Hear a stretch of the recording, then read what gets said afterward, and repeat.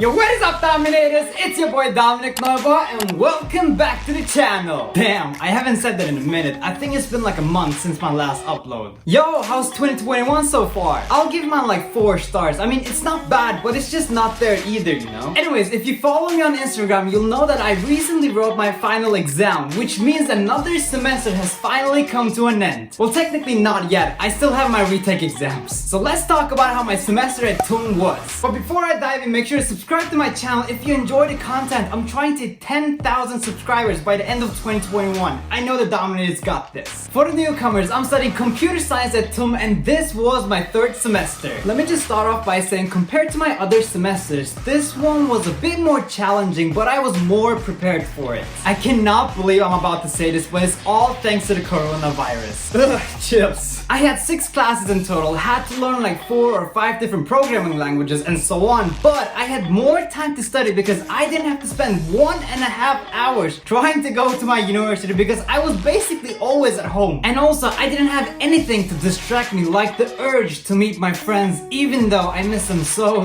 much. Overall, my time management was on point. Okay, this was a nice warm-up. Let's talk about the classes and the school system.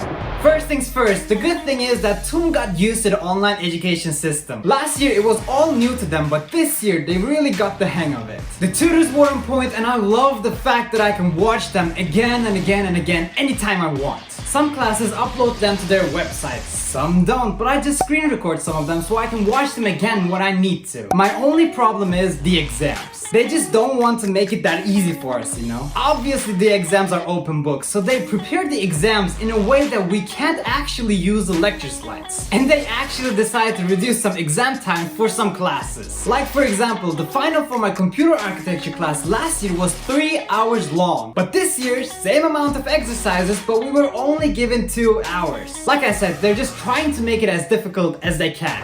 So the classes that 3rd semester computer science students should take are operating systems and system software, functional programming and verification, databases, and I'm forgetting something. What am I forgetting? Analysis. But that's not all. If you're studying computer science, you need to choose a so-called Anwendungsfach. And the options you get are maths, medicine, economy, and electrotechnic. I think you can all guess which one I chose. That's right, economy, because let's be honest, that's the one I'm going to use the most in my actual life. So let me talk about the Anwendungsfach for a bit.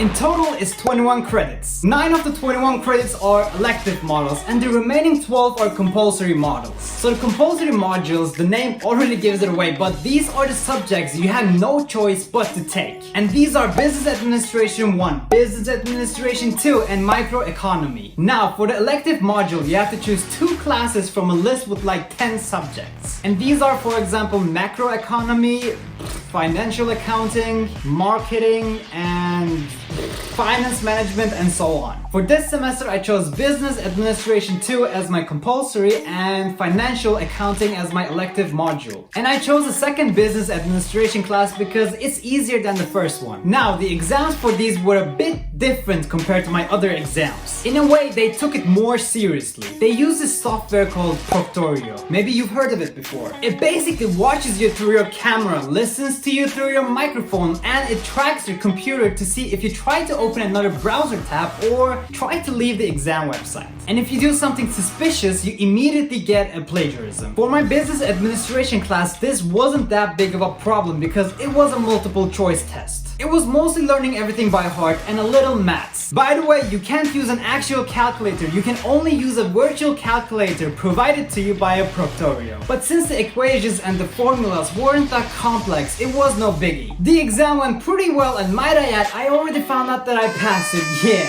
Now, the financial accounting class on the other hand, well, that was a bit more difficult because the formulas are a lot more complex and you work with big numbers. And also, you have a lot more stuff to learn by heart.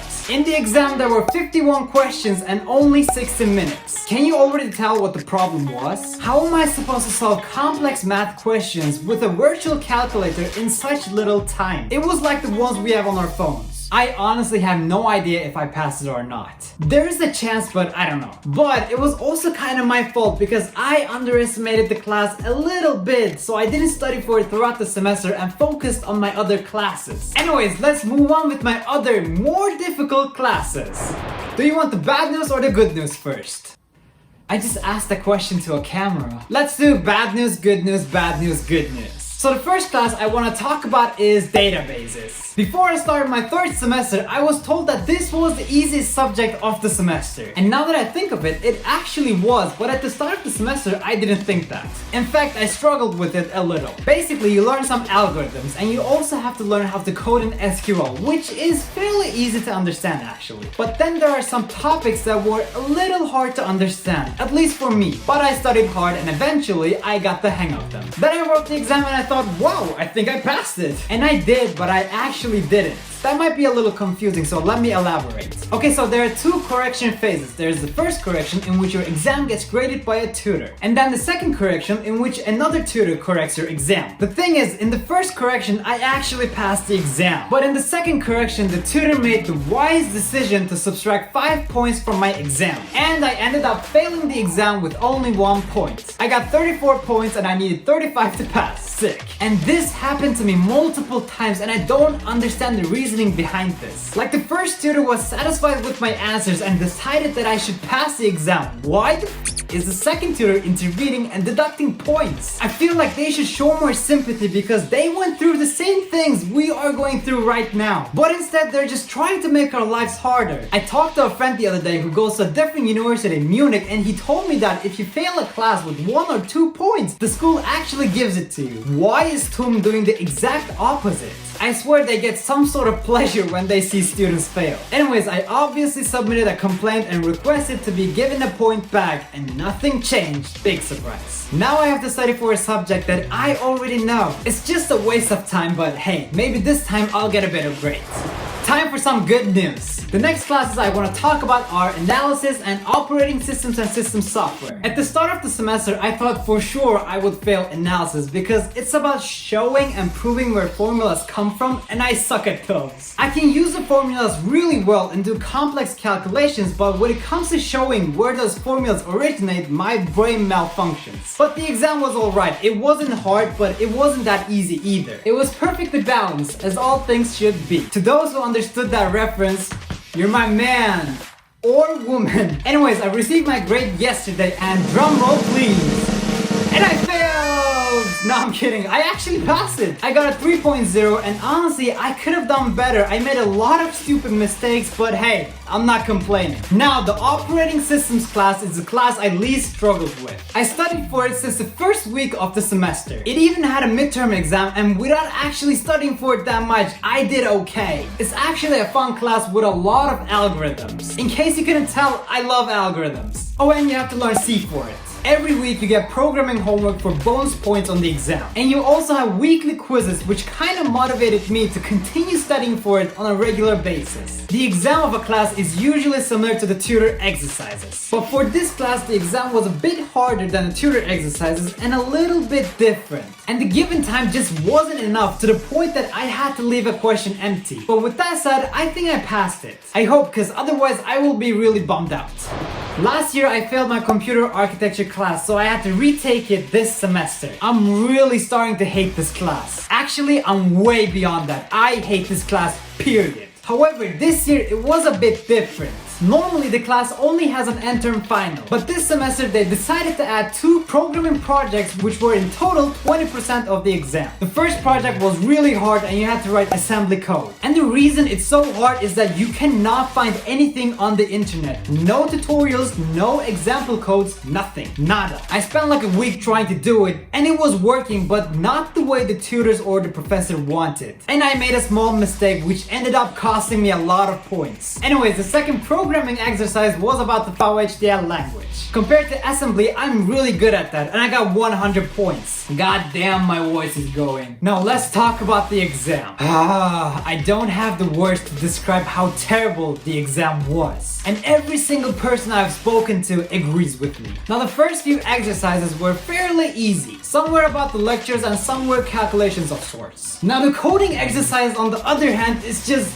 Oh, it just pisses me off. I'm not gonna lie, I had to leave some of them empty, and a lot of people have done the same thing. And the reason is, I didn't even understand what the exercises were about because they did a terrible job writing the instructions for the exercises. I mean, they didn't even completely explain what we were supposed to do. Are you kidding me? We only have 2 hours to work on the exam. The least you can do is explain to us what we're supposed to do. Another thing is, some topics we spend weeks working on, like microarchitecture or flip-flops or buffer overflows or flags, didn't even make it to the exam. The thing I don't understand is that why are we learning all those things and studying hard for them if you're not going to ask them in the exam? And the worst thing is, there was this one question that has to do with qubits. And don't even ask me what that is because I honestly don't know because we didn't learn what that is. Like, I swear, when the Arab professors prepare an exam, they're like, which topic should I choose so that only the students who have taken this class for the past 3 years can solve it so that the majority will fail. I need a miracle in order to pass this class because, quite frankly, I am sick and tired of it.